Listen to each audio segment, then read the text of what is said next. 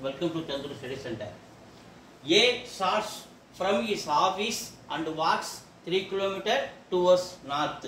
So, A என்ன பண்றாரு இங்க இருந்து அவர் ஆபீஸ்க்கு வச்சுங்க. இங்க இருந்து அவர் கிளம்புறாரு நார்த் நோக்கி 3 km போறாரு. எவ்வளவு போறாரு? 3 km போறாரு. And then he turns right. So, இங்க போய் நிக்கும்போது இது அவருடைய ரைட், இது அவருடைய லெஃப்ட். So, ரைட் சைடு திரும்புறாரு. 2 km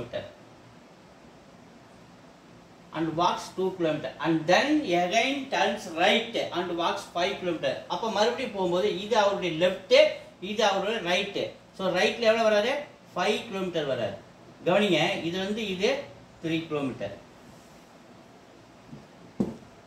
அப்ப இது ஒரு 2 km. Totally 5 km.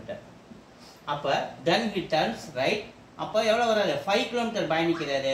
அப்ப இந்த டிஸ்டன்ஸ் 3, அப்புறம் ஒரு 2 ரெண்டு கேட் பண்ணா 5 km வராது. then again turns right and walks 2 km.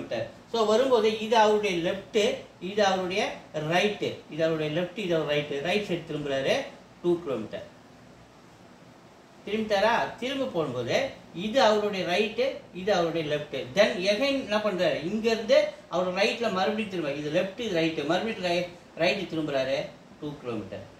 எங்க வந்துடுறாரு? 2 km பயணித்தார். ஏன்னா 2 km இங்க இருந்து இந்த தூரம் தானே, இங்க இருந்து இங்க வந்துடுறாரு. அவர் ஸ்டார்டிங் பாயிண்ட் என்னது? அவருடைய ஆபீஸ். கவனிங்க, then again turns right and walks 2 km. then again turn from right and walks 2 km where he is now from the starting point. So starting பாயிண்ட்டுக்கே வந்துட்டாரு. அப்போ அவர் ஆஃபீஸ்ல இருந்து கிளம்பியிருந்தாருன்னா அவங்க ஆஃபீஸ்லேயே தான் அவர் வந்துட்டாரு. இதுதான் அவருடைய point. So in his own office. D is the answer. So videos தொடர்ந்து பாருங்க, லைக் பண்ணுங்க, சப்போர்ட் பண்ணுங்க, சப்ஸ்கிரைப் பண்ணுங்க. தேங்க்யூ.